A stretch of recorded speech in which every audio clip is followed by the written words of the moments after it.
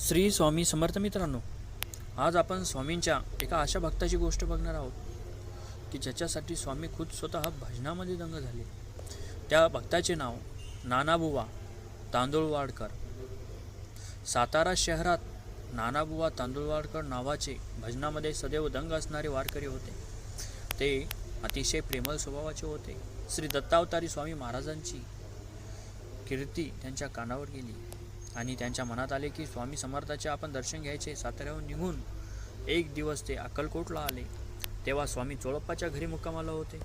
बुवा चोळप्पाच्या घरी गेले आणि त्यांनी स्वामींना साष्टांग नमस्कार घातला. स्वामींची तेजस्वी क्रांती आणि अद्भुत दिव्य तेज पाहून बुवा एकदम आनंदित झाले. त्यांच्या डोळ्यातून आनंदवाश्रू वाहू लागले. स्वामींना कितीही डोळे भरून पाहिले तरी चित्ताचे समाधान होतच नाही. हा नवा अनुभव त्यांना बुवांच्या मनात आले की स्वामींपुढे भजन म्हणावीत. परंतु बुवांना वाटले की स्वामींना भजन ऐकायला आवडेल का, ते भजनाला बसतील का. म्हणून स्वामींना नमस्कार करून बुवा गणपतराव जोशांच्या बिहाडी मुक्कामाला गेले. रात्री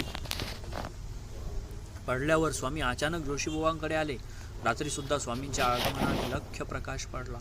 बुवांच्या लक्षात आले की स्वामी त्यांच्या मनातला विचार ओळखूनच आले आहेत. बुवांनी विना सज्ज केला. मृदुंगावर थाप मारली. बुवांनी अतिप्रिय आवाजात भजने म्हणायला सुरुवात केली. बुवांचा सूर लागला होता. स्वामी भजने ऐकत होते. इतक्यात बुवांचा स्वर थांबला आणि ते घटकारक स्वामीकडे पाहतच राहिले.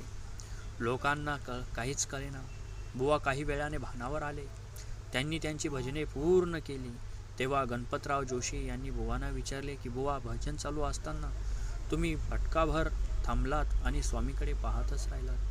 कृपा करून काय घडले ते सांगाल का.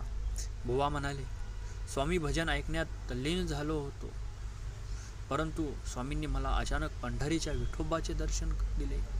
ते रूप पाहून मी भान हरवून त्या सावळ्या विठ्ठलाकडे पाहतच राहिलो. बुवाचे बोलणे ऐकून सर्व भक्तजन आनंदाने बेभान झाले आणि सर्वांनी बुवांना उचलून घेतले.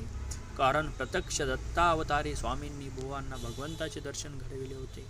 बघा मित्रांनो, ज्यावेळेस आपली खरी भक्ती आपल्या मनातून आपण जर का स्वामीला काही बोललं तर स्वामी ते पूर्ण करतात.